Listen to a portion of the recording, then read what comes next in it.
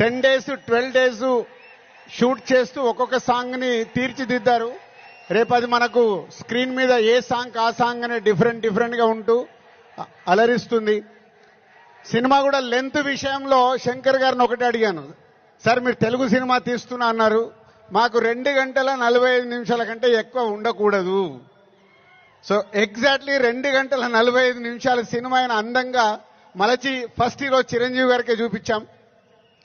So అలా cinema మీకు పరిగెత్తుతూ ఉంటుంది, ఎక్కడ ఆగకుండా ఆ హీరోయిజం, డాన్సులు, ఫైట్లు, ఏది కావాలో ప్రేక్షకులకి అది అందిస్తూ అన్ప్రెడిక్టబుల్.